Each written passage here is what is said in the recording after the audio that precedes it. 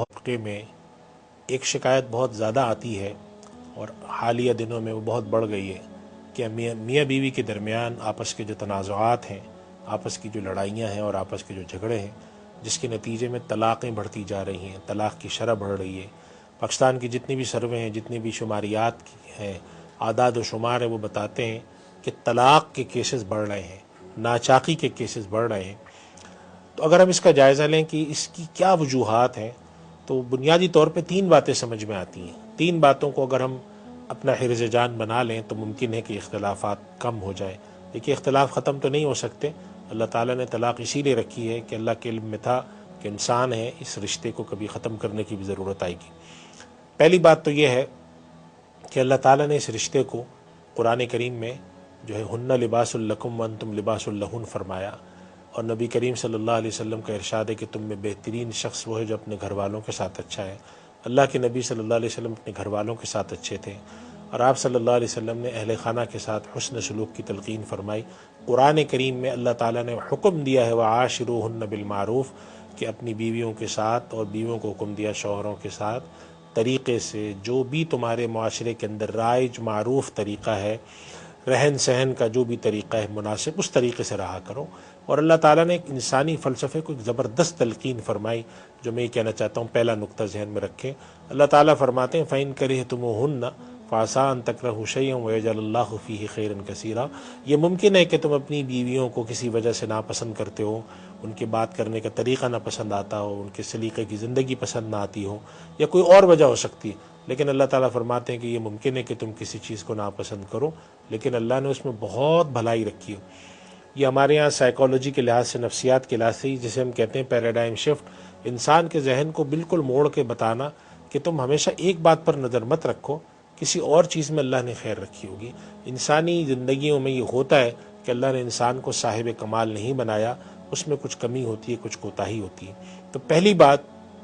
میاں بیوی کے رشتے میں کہ ایک دوسرے کو ایک دوسرے کی خرابیوں اور خامیوں اور اچھائیوں کے ساتھ قبول کرنا چاہیے۔ یہ نہیں سمجھنا چاہیے کہ ہم جو ایک دوسرے کے رشتے میں آئے تو وہ بھی، سامنے والا بھی بہت ہی بالکل مناسب اور بہت ہی زیادہ پرفیکٹ شخص ہے، اور نہ مرد یہ سوچے کہ میری بیوی بہت پرفیکٹ شخص ہے یا عورت ہے۔ یہ ذہن میں رکھنا چاہیے کہ ہم بھی انسان ہیں، میں بھی انسان ہوں، وہ بھی انسان ہے۔ اللہ نے ہم میں خوبیاں بھی رکھی ہیں، خامیاں بھی رکھی ہیں۔ اگر کوئی خامی نظر آتی ہے تو خوبی پہ نظر کر لو۔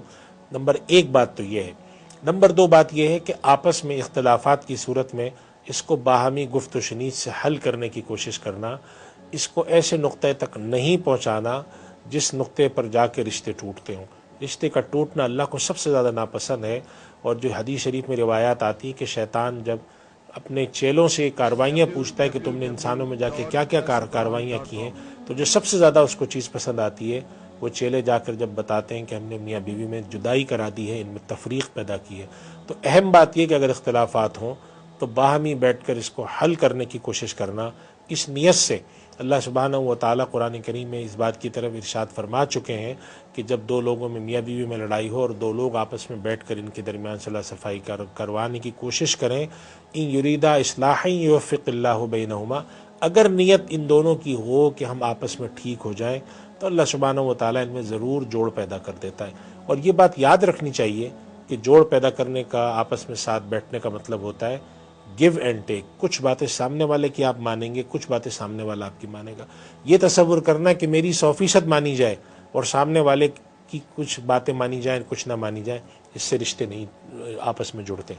تیسری بات یہ کہ ہمارے نبی صلی اللہ علیہ وسلم کی تلقین ہے کہ رشتوں کو جوڑا جائے، ایک دوسرے کی باتوں کو برداشت کیا جائے، اور ایک دوسرے کی خوبیوں اور خامیوں کے ساتھ اس کو آپس میں زندگی بسر کرنے کی کوشش کی جائے۔ رشتوں کو توڑ دینے سے جو نقصانات ہیں کہ میاں بیوی آپس میں ان کی زندگیاں تباہ ہوتی ہیں، اولاد کی زندگیاں تباہ ہوتی ہیں، زندگی میں تلخیاں پیدا ہوتی ہیں، اس کے بجائے تحمل و برداشت پیدا کر کے چھوٹی چھوٹی باتوں پر لڑنا، چھوٹی چھوٹی باتوں پر رشتے توڑنے تک پہنچ جانا، یہ ٹھیک عمل نہیں ہے۔ ہمارے معاشرے کے اندر شادی بیاہ کے ویسے ہی مسائل بہت زیادہ ہیں، اور ہم اگر سامنے والے کو تلقین کرتے ہیں کہ شوہر اپنی بیوی سے 100% پرفیکٹ چیزیں کا مطالبہ کرے، بعض دفعہ ایسے مطالبات بھی کرے جو اس کو مطالبات نہیں کرنے چاہیے، یا ایک دوسرے کے اوپر جو اللہ نے حقوق رکھے ہیں اس کے تجاوز کر رہے ہیں، کہ اگر مزاج پیدا ہو رہا ہے تو اس کے لیے سب سے اہم بات جو میں آخری تلقین کروں گا کہ ایسے لوگوں کی صحبت میں جانا چاہیے، کاؤنسلنگ کرانی چاہیے، علماء کرام کے پاس جائیں، اس طرح کہ آج کل جو ہمارے یہاں میرج کاؤنسلنگ کرنے والے لوگ ان کے پاس جائیں، ان سے پوچھیں کہ میری زندگی میں کیا خرابی ہے، کلینکل سائیکالوجسٹ کے پاس جائیں، اس طرح کی کاؤنسلنگ کرا کر یہ اپنے رشتے کو باقی رکھنے کی کوشش کریں۔ ہمارے یہاں کاؤنسلنگ، میرج کاؤنسلنگ کے حوالے سے طریقے نہیں ہیں، نہ ہمارے یہاں دیندار لوگوں کے پاس جاتے ہیں، نہ میرج کاؤنسلر کے پاس جاتے ہیں، نہ سائیکالوجسٹ کے پاس جاتے ہیں۔ نتیجے میں جب رشتے ٹوٹ جاتے ہیں، تباہ ہو جاتے ہیں، پوائنٹ آف نو ریٹرن، نہ آنے والے نقطے تک پہنچ جاتا ہے رشتہ، تباہی تک پہنچ جاتا ہے، پھر لوگ آنے کے بعد کوشش کرتے ہیں کہ ہم اپنی زندگی کو کیسے ٹھیک کریں۔ یہ نہ کریں، رشتوں کو جوڑ کے رکھیں، رشتے کی کو خوبی اور خامیوں کے ساتھ قبول کریں، اور اللہ تعالیٰ سے مدد مانگا کریں کہ اللہ تعالیٰ رشتوں کو باقی